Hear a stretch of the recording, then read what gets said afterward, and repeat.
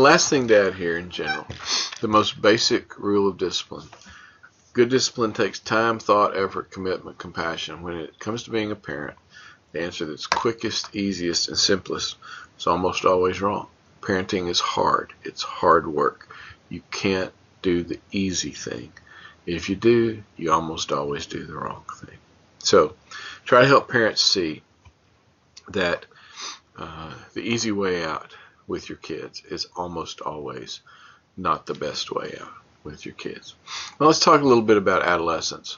What are some of the tasks of families with adolescence? What do we need to accomplish when we're dealing with adolescence?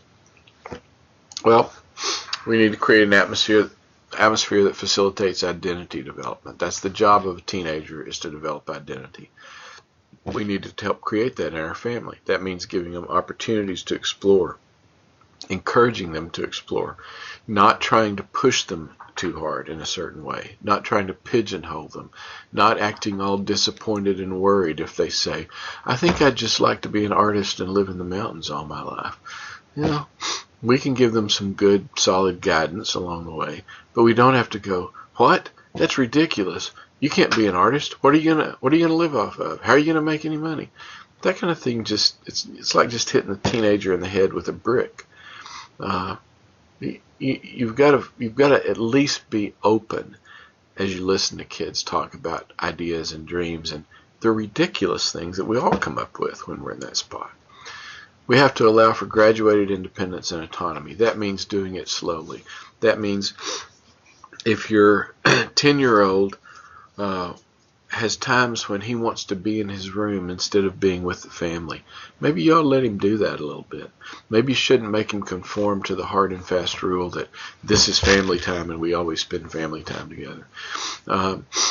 Kids begin to move out of your house by going into their room, and closing the door, by doing other things that separate them slightly from the rest of the family. They do that so that when they're 17 or 18, they will be able to move out of your house without enormous trauma.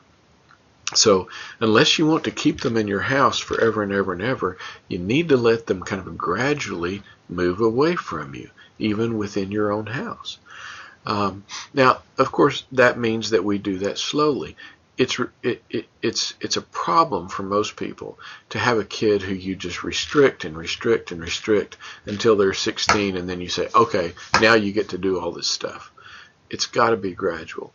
Let your 10 or 11-year-olds do a few little tiny things that connote some kind of independence or identity. Let your 13 and 14-year-olds do a little bit more.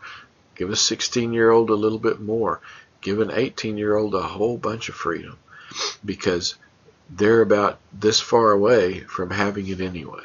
And you might as well begin to trust them and let them do it while they're still kind of under your care, as opposed to hanging on with, every inch of your strength until that day that they move out.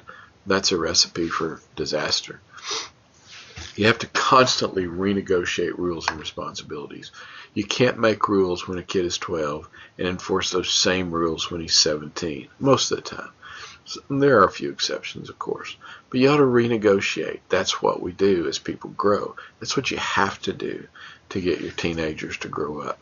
Renegotiate rules. Recognize that they're getting older. Recognize that they need to be more responsible. Give them more responsibility. Give them more freedom a little bit along the way. We're preparing to get rid of them. That's what we're doing. And we want that. We want our kids to get to the point where they can live without us. And if we don't do that slowly but surely, and we try to do it all at once, it's really difficult. One of the ways that we do that, again, is to make sure that our marriage is strong. Even when your teenager's driving you crazy and you think they're taking up all of your energy and they're just sucking all of the air out of the room when they walk in, make sure that your marriage is good. Make sure that they know you're working on your marriage. Make sure that they know that you think the marriage is the most important part of the family. That gives them security. It gives them stability. It allows them to explore without being terrified. What processes do we have to do when we have adolescence? Well, Identity, we've mentioned that several times. It's the time when teenagers kind of begin to start finding out who they are. That continues through young adulthood, as we've already learned. Faith development is a big deal. The very first piece of research on psychology of religion was done by Edwin Starbuck back in around the turn of the 20th century, and his first research indicated that teenagers are the ones who have conversion experiences. Now, in evangelical circles and lots of other places, we have lots of kids who have done that before, but even if they become a Christian or make some kind of decision when they're 9 or 10, very often they have a real serious faith experience in their teenage years. A lot of you can probably relate to that idea. Faith development is big. It's a huge issue during adolescence, and we ought to let our families kind of facilitate that. That means exploration. It means home being a secure base that I can explore from and venture out from. James Marshall gave us this notion of identity achievement, which means that we can do 3 or 4 different things when we're trying to settle our identity. This kind of goes along with Erickson's notion that we can achieve an identity, maybe. Usually we don't do that until much later. Sometimes we set a moratorium on identity. We just say, I'm not going to do it. I'm not going to pick who I have to be. I'm going to just bounce from time to time to time, place to place, and person to person. We can also do a foreclosure, which means that when I'm 14, I decide I'm going to be a heart surgeon, and I never veer off of that at all. Or it might mean that my parents decide I'm going to be a surgeon because my grandfather was a surgeon and my dad was a surgeon, so I'm going to be a surgeon. And we've kind of done a foreclosure on identity. We've decided too early. And then sometimes there's diffusion. There are lots of kids and adults who don't really nail down who they are. They do lots of stuff. They go in lots of different directions, and it takes them a long time to filter through what's the thing that they need to kind of settle on. None of that is weird. None of it's wrong. Those are just a variety of different things we do when we're trying to kind of figure out what our identity is. Adolescents who have a strong sense of identity, according to Don Hamachek, and I really like this. I think this is a good list. Adolescents who seem to come through with a strong sense of identity, not self-esteem, identity, tend to have a more stable self-concept. They don't fluctuate. They don't just, blow around with the wind. They tend to be able to put short-term goals together with long-range plans. They can think about this thing that I'm working on right now. How is that going to help me in the future? How does that fit into college? How does that fit into me being a successful adult person? They're less susceptible to peer pressure. A kid who knows who they are, who has a strong sense of identity, is much more likely to have that internal controlling process, and they're not as susceptible to their peers. They have a higher level of self-acceptance. They learn who they are and what they're good at, and what they're not, and they're more able to deal with that. They tend to be more optimistic about their future. They tend to accept responsibility much more. They're cognitively flexible, which means they don't always have to be right. And we know that teenagers feel like they always have to be right. Some of us who are adults keep doing that. If you have a strong sense of identity, you're more likely to be able to say, maybe I'm wrong about this. Maybe I don't know what I'm talking about. And we have a stronger sense of self so that we can develop relationships without losing ourselves. We're not seeking somebody else to make us whole. We actually seem to be kind of whole on our own. What do adolescents need? Well, several different things. A secure home base, we've said over and over and over. Structure, which equals security.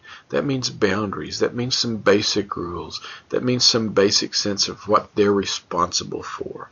It gives them security. A gradual release, not throwing them out the door when they're 18, but starting when they're 10 or 11 or 12, allowing them to grow a little bit and begin to move into adolescence and into adulthood. An integrative self, the sense that my social self and my religious self and my school self and my home self and my sexual self and my Christian self, they're all one. They all come together. They all work together. I can't separate them from each other. A balanced sense of peer influence and connection. Peers aren't everything. Adolescents still say that the biggest influence in their life is their family, their parents. We need to hang on to that, but we need to let them have peer influence and connection, and we need to encourage that, but keep some type of balance. And teenagers need to belong.